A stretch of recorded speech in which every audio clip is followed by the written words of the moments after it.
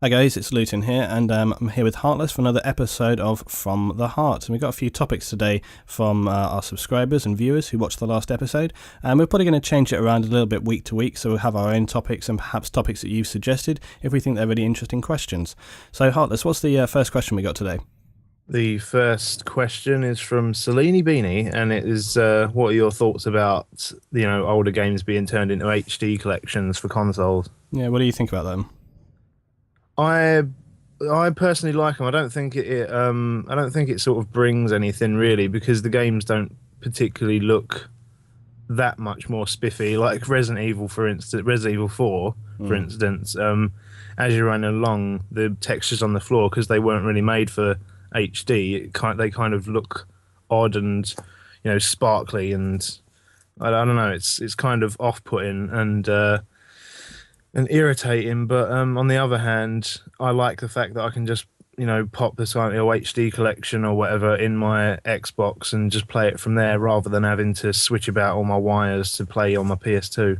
I think it is awesome though that they can bring back some older games, because I have already bought recently a load of kind of older games. For example, Super Hang-On, which was Sega Genesis Mega Drive classic Yeah, game made by Sega, and it's such a great game. It's on my channel that I'm actually posting this video on, so if people want to check that, go have a look.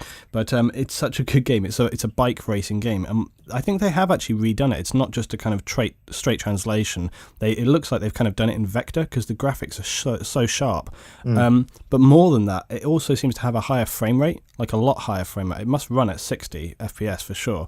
And it actually makes the game more difficult. So they've kind of oh god. they've actually unintentionally increased the difficulty of it. I've had a really hard time. It was funny as well because I made a comparison. I sort of played on the Mega Drive itself because I've got the actual game for that, and then I tried the HD version, and it's so much quicker. Your response times are so much more twitchy. Yeah. So I think in a way, like, this kind of upgrading of games can actually be a good thing. But also, I love the fact that it kind of brings new people to older games like the Final Fantasy series, which have been sort of brought up. They put classic titles on the game there, and I know some people who would have not even been born at the time those games came out who've recently played them, and they can't get enough. They love it. They play it through non-stop and then go on to the next one, and I think that's a great thing for just gaming in general. It is, yeah. I like the fact that the Prince of Persia collection has come out because you've got the new ones come out. That you've got the normal.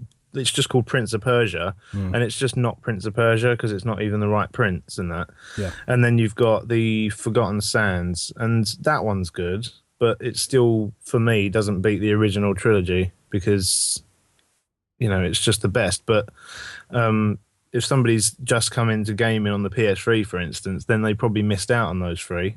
Mm. But if they play them, I think they're the best ones. Do you think like nostalgia is a difficult thing as well? Because I find that like I have a game that I remember as being unbelievably good, and when I pick it up, it still has that feeling to it. Like I think, oh, this was, because I remember, I'm like, oh, this was great. I remember doing this. So you have a real feel for a game. But somebody coming to a game new who maybe looks at the PS Store and goes, hey, that game looks kind of interesting, or maybe someone recommends it for them, and they pick it up and they kind of, maybe it's overshadowed by the fact the graphics are not up to date, or maybe they can't get into it. The game here is a little bit clunky. Do you think that's a bit of a sort of risk factor with some of these older things coming forward, that maybe people are going to miss out and not appreciate them as much? I think that's a bit of a shame when it comes to these games. With Resident Evil 4, for instance, I bought the HD one of that.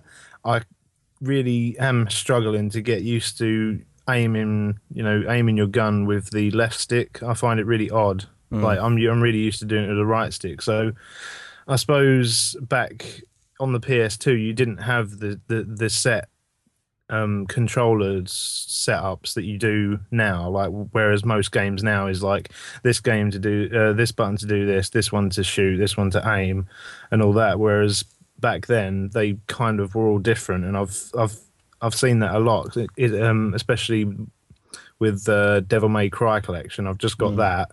And I find it really difficult because, you've got so many fighting games now where it's like X is punch, B is kick, Y is jump. Whereas in this, I think Y is attack and like X is dash or something. Yeah, so it ends up feeling reversed really, and a bit weird, and you kind of Yeah, can't get your mind around it. but graphics wise, I don't know. I suppose it would bother some people, but with the Resident Evil Code Veronica one that they've brought out, that her face and I think character graphics in general, I think have been improved. So they've tried their best, and the Silent Hill HD collection, that looks really good. I think there's a lot. Its little flaws. I think there's a lot to be said about games retaining their original graphics, because people all the time are saying, "Oh, they should remake this game and totally redo the graphics, but keep everything else the same." And I kind of like, well, what is it? It reminds me very much of when they remake films nowadays, and they don't change very much apart from put worse actors in and just give it kind of a modern day feel. And like the classic example, of course, is Final Fantasy VII. Everyone always saying remake it, put new graphics, but keep everything the same. No, don't remake it. The whole point of why it's so amazing is because it's set in that kind of era of the way it looks, the clunkiness, the fact that their hands are like as big as their head. That's what the game, it has its own style, its own feel, and you shouldn't alter something like that when it's been made. And the reason it was so great, it doesn't need remaking. It's a fantastic game. Yeah. Right, what's our next one? What's the next question? Games of series, how long is too long? When will series end? Because it's like referring to Final Fantasy going on for 700 years, and the fact that there's probably another Silent Hill coming out, despite every Silent Hill being terrible, recently. Final Fantasy is like an interesting one, and I don't know if, I'm sure a lot of people listening know this already, but the Final Fantasy is the fact that it goes on and on. It's more of an actual. It was always kind of like a showcase for their studio rather than actually necessarily like a forced progression. It wasn't kind of like, oh well, this game did really well, so we must make another. It was more along the lines of, they wanted to kind of showcase what the studio was doing at the time, I think. So they would do one, and then the times would change, and they'd go on and they'd do another. But the fact that it's changed and become not so good it says more about the studio than perhaps the fact that it's going on. There's no reason why you couldn't make 20 games and they could all be fantastic. There's no reason why it shouldn't. And also the interesting thing about the Final Fantasy series is the story changes completely, and it's often quite dramatically different. It's always different, non-connecting stories, isn't it? Absolutely, it's always like completely different setting, characters, etc., etc. Whereas something like Silent Hill, it's much more kind of linear and progressive. Although, you got like some sort of spin-off-y things like the kind of Shattered Memories and so on, which is awesome. But they are a bit different. So I think that's a bit of a important note to make between those two things. But some games go on and on. I mean, look at sports games. They make endless titles of sports games, and they never get old. They just go on and on. It's all just about your market. I've kind of got the beef with the whole sequel thing now, just because when Silent Hill Homecoming came out, it was like, well, this is a bit pants, but I'll get used to it. And then Shattered Memories come out, and I was just like, what is this? What have they done? And then Downpour's come out, and I'm like, right, that's it. If there's any more Silent Hill games coming out, screw them. Not bothering anymore. It's just like, I don't know whether it's because they're hiring people in the companies that don't actually play games themselves, whereas I mean that's why indie titles are becoming so big now, because the people who play the games have got up and gone, these games are rubbish, let me make my own one, because I'll actually know what I want to play. And as far as Silent Hill goes, unless they really pick up their game, I don't think I'll bother anymore, because Silent Hill Downpour was it for me. And Assassin's Creed, like, you all know how much I loved Assassin's Creed 3, not. But even though that Assassin's Creed Black Flag trailer looks good and everything, my head's just telling me, it's just going to be another Assassin's Creed game. Don't do it. Just don't do it. Yeah. And that disappoints me, because it does look good. And I know pirates are a bit cliche and everybody's like, and all that, but I don't know. I don't think I'll be able to play it. I think the difficulty is that, like I've said many times, developers kind of walk this horrible tightrope between trying to make something new and just repeating what they've already done. And in FPS games anyway, it's a horrible one, because the game dynamic itself is so kind of set. It's very difficult for them to kind of make any real change. With a single player game, with a more kind of story-based game, something like Silent Hill or Final Fantasy, it's a lot easier to kind of push it in totally different directions and move it around. But even so, if you have a really popular game, like in any series, Resident Evil or whatever, you always have one which stands out. Well, they're going to have a real hard time topping that. In some ways, they can almost be the victim of their own success. If they put out a game which is so successful, well, how do they top that? Because everyone's expectation is like, well, they made this game and it was amazing, so therefore they must make something even better next time. And everyone they hype themselves up. Gamers are terrible for like sabotaging themselves. Gamers always do this because there's a game that does really fantastic, and then they all just kind of get into this pit, like this huge swirling pool of hype, and everyone kind of rumours. This is why I don't particularly like rumours either, because it makes for sort of bad hype, which ends up affecting things negatively overall. So it's just hype and hype and hype and hype and hype, and then it gets so bad that by the time the game actually comes out, it's never going to be what people expect it to be, up to it, no. Ever. And then it's a bad title, and then everyone's like, oh my god, the series is, it's gone on too much, or whatever.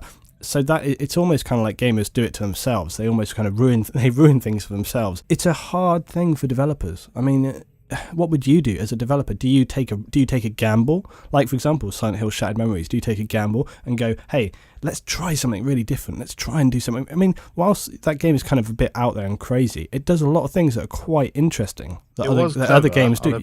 Yeah, exactly. They tried to do something there, which you don't really see in many games. But what they missed on that was the fact that Silent Hill is all about the tension and that. But exactly, yeah. Once you was in the game and you realised, nothing happens unless all of this ice and cack is going on, and even then it's just sort of having a run about while doing quick time events. But so it got a bit dull. Yeah, but you see, that's the line. That's the difficulty with it.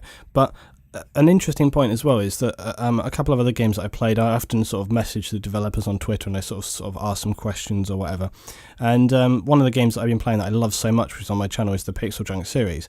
Now, I actually kind of messaged, and I've had a few Skype chats with actually the developers of that title there. They're called Q Games, and they make a Pixel Junk series. They have a load of different games.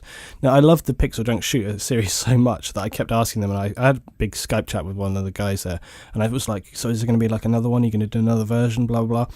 And what he said to me was like, well, we've done the 2 titles so far, but they actually said, well, we feel like we've kind of gone so far with it, and we don't want to keep making them. So as a developer, they actually said to me that they feel pretty happy with those 2 games and they don't want to make any more, because they think that as a studio, if they keep churning out the same games, that they're just going to get kind of stale. And they're working on this really interesting new project now called Pixel Junk 1-6, which is going to be for the PC, and it's going to be like an online multiplayer thing. It's really interesting. They've got a blog. I'll put that in the notes here on this video so you can check it out.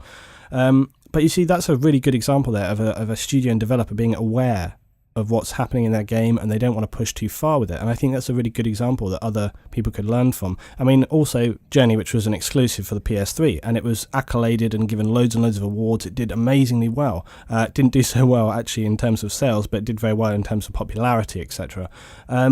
But they said as well, that studio there, they said that there will not be another Journey. They're not doing a sequel to it, even though it was so popular. They're not going to make a sequel because they want to make individual games and then go on and do a new project.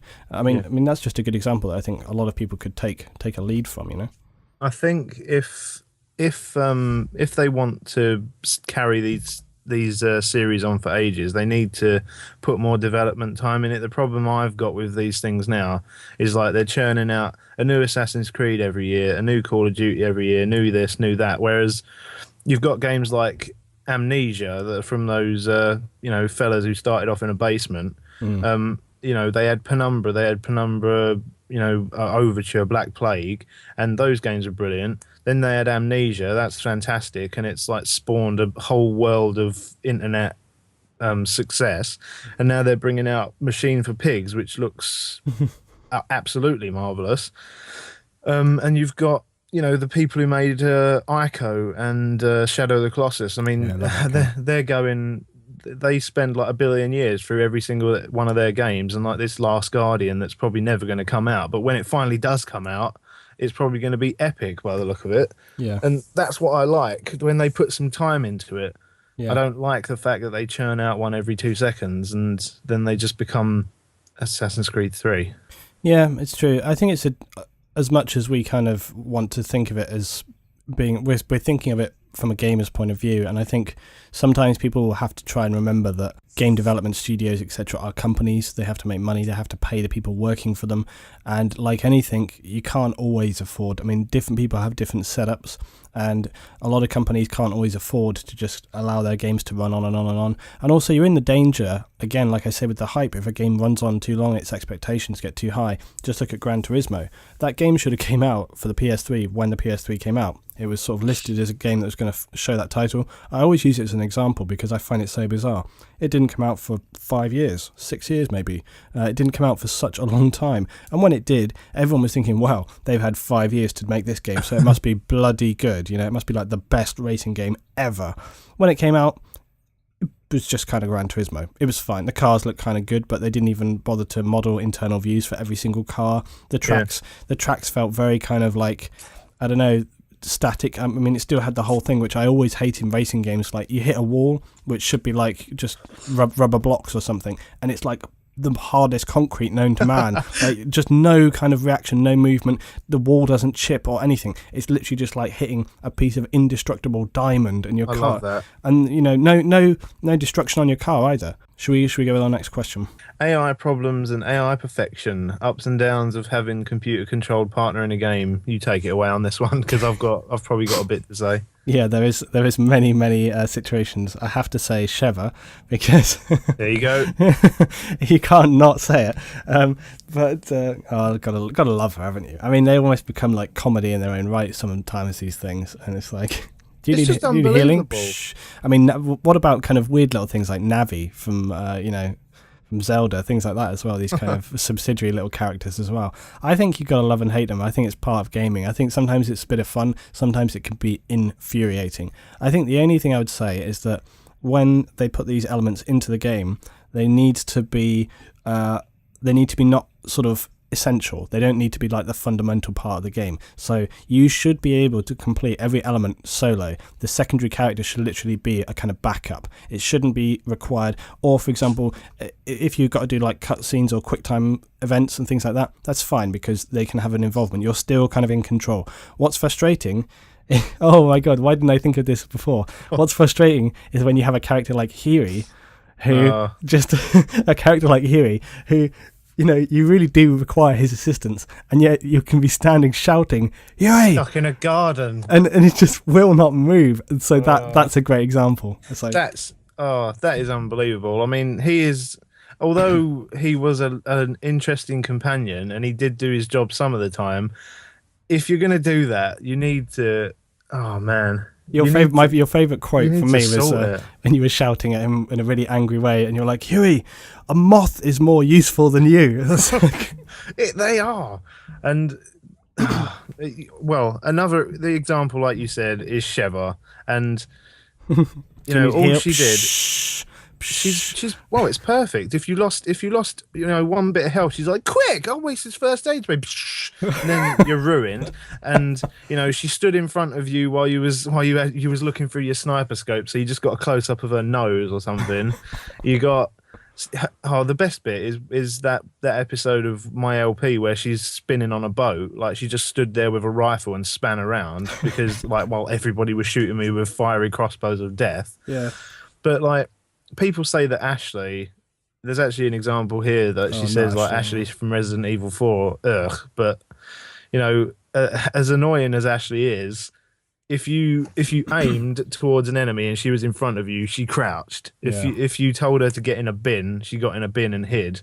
And she did her job. I'll give her props for that. But like the fact that she goes every 2 seconds, just really annoying. Kills me. But I mean, at the end of the day, do you think it's something you'd be happy to see in future games? I think it can be a great element. I just think they need to think a little bit more about the kind of pressures they're putting on players by putting these things into the game. Like I say, it should be a subsidiary element. It shouldn't be the main thing. You should be able to do everything without the requirement. But I mean, Sheva, right? They could have changed that. Why didn't they put an option in the menus where you can say, okay, secondary partner, when do you want them to heal you? Just put a percentage bar there, 30%. That's when she's going to heal you. So simple. What a simple mechanic that would have made that so much better. Little things like that, if they want to make it work, just put in things like that so that it actually does work and it doesn't just become a nightmare that's frustrating. Yeah, another example is, again, Resident Evil, is Helena or whoever you play as in the new one. So I played as Leon. You've got Helena, and if you get knocked down, she's like, "I'm coming," and then like she runs about for ages, does a zigzag across the map, and then eventually gets to you while you're being eaten by a zombie and dying. Yeah. But at the same time, you're standing there by a door while there's about 700 zombies all going, "Oh, we're gonna kill." But then she's across the map going, "Quick, I got to find the crank." And then she walks really slowly to it again, zigzagging across the map because she's like one of those hoovers. They hit a skirting board and then turn and then go another way until they hit something else. She does that basically until she finds this crank, and then only then can you get out. I hate story dependent on the AI characters because they, unless you have a perfect AI, then it's just not going to work. It reminds me of this game on the PS2 from ages ago where you had a headset and you said like, "Woman, go in the bedroom," and she goes, "The hall, okay," and then walks off. I want to see like, you play that. "No!" I want to see you play that. I want you to find that game and do it. So I know it's only out in America though, so I'll just have to fly over there and play it. That's so good. I have to say though, last thing on this point, the new game Army of Two is coming out in March. Army of Two, Devil's Cartel, and I literally just played it not on this channel but on my main channel, and the AI for that was really good. I mean, yeah. I played through the demo of that, and I never had any situation where in fact, I actually forgot he was AI. I never had any sort of thought at any point where I was like, "Oh, for Christ's sake, come and do this." He was always there, and he was actually fighting the enemies, which is another thing that bugs me when you have AI characters. Or if you're say for example you're in a game like Call of Duty, I'm not picking on Call of Duty, it could be Battlefield as well, whatever. I know what you're going to say though. Yeah, it drives me mad where you have a lot of friendly team members around you who are all played by AI, and yet all the enemy focus on you, and it's like, hey, I am not the only person here, and there's like 10 people all shooting at you at the same time and just blanking out everyone else. And not only that, when you have AI characters who don't kill anything else around them. That's what I was going to say. That's the reason they don't shoot them, because they're not a threat. They just shoot at rocks in the background. Yeah, I have seen situations where there are two AI characters point blank almost in front of one another, and they just will not kill. In fact, I've made a point of running through enemy just to see whether anybody else gets taken down, and they don't. So that's another thing. But in this Army of Two, I have to say the demo, I played it through, and he's great. He's taking out enemies. If I'm not quick enough, he'll clear them.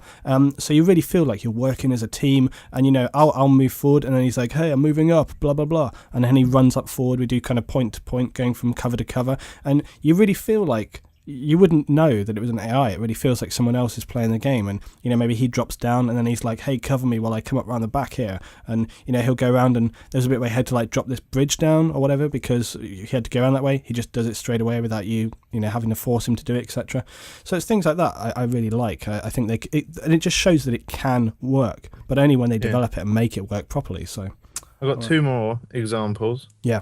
One of them, like you said, is the I did videos on Black Ops on Veteran because I am terrible at it. But the fact that there's the AI in it, you can actually see if you watch through those videos, because it's like a montagey type thing. That, for instance, there's this level where you go under like a sort of base thing, and you're running through tunnels and that, and there's the character Woods. He's like, "Quick, we gotta move up, Mason," and you're running through, but he's just running past all the enemies, and you're getting shot to death by him. And you're like, where am I going, please? But the other one is all the bad I said about Dead Space 3, because it's just not very good, and it's a bit gung-ho and all that. It's made for co-op really, but at least they haven't got Carver in the game as an AI with you. Like, he's just gone. He's just not there because you're not playing with a co-op partner. He just sort of appears in cutscenes, so you're not reliant on him. He doesn't get in the way, etc. Yeah, which is nice. Yeah, that's good. So what's our last question for today? Our last one is from Gunshy Gamer, and he says, what do you think about pre-ordering games if you get something from one place but you get exclusive from somewhere else? Yeah, to be honest, I totally agree. It annoys the hell out of me. Like, you feel really frustrated. It's bad enough that by pre-ordering you get something which other people don't, which I have to say I'm fine with, because you are sort of putting money down and you're supporting the game before it comes out. So if they're going to give you like one gun, whatever, that's great. It's never the world, is it? They're not giving you the world or anything. It's just a great little bonus. I have to say though, I think it was Bad Company 2. for Battlefield Bad Company 2, if you pre-ordered that game, you got like every DLC for thereafter for free, which is a pretty awesome deal. So like the couple of extra bits that they had for that game were just, you didn't have to pay, which was amazing. Don't do that now, though, do they? But oh no. But yeah, this different store, different thing, that does irritate me. I totally sympathise. I think it's total crap, and I don't think studios should really do that. They shouldn't make deals with different companies. I mean, basically what they're trying to do is spread their bets. They're hoping that people are going to want to go and buy it from different places for these different things, but at the end of the day, it just means that people are losing out on stuff that they want, which is just annoying, basically. The worst one for me was when Dead Rising 2 came out, the original one, not off the record. It's I pre-ordered it from HMV because the HMV one had it was the Zombrex edition, which came in like a steel book that looks like a metal packet thing, but also it said you get a 12-inch or whatever zombie figure, like this mega figure or something. So I was like, whoa, that's epic. So I went there on release day, and I got there and they're like, oh, we don't have any of the figures in, so take your receipt, and when we do get them, you can get it. And then I was like, all right. So I left, and then I opened my case, and there was like fingerprints and scratches all over it, where because they it was they get them out of those drawers, and then they like handle them. The guy's just been eating a pizza out the back, and he's like all over the CD. That's awful. And so I took it back immediately, and I went like, "There's scratches all over this and stuff. Like, I'm just going to go somewhere else because you haven't given me my thing, and like it's cheaper over at Game." So I went to Game, and I got it there. And then I found out ages later that HMV never did get those zombie figures in. Really? Yeah. So like it was a complete waste of time. But like you get a lot of things now that says like exclusive to Game, and it's just one gun or like a silencer or something, and that really annoys me. Yeah, it's never like the massive. I just feel like it is also. It does kind of screw people over a little bit that maybe don't want to pre-order. And also, I've never been fully on board with this pre-ordering nonsense. I really don't. I just feel like, it's just a nuisance. It's like, I kind of want the game, but what about like, what happens if the game on release is not as good? Because often this pre-ordering is so far in advance. What happens if something critical happens or whatever, or maybe some new information comes out about the game that you didn't know about and all this stuff. It's just, that they're trying to trap people into purchasing. That's what they are. And it's all by they're just bribing you to put your money down before the game comes out. But I was thinking of pre-ordering that, what it was originally called True Crime Hong Kong. Mm-hmm. Like I was thinking of pre-ordering it. I was psyched for it. I was ready.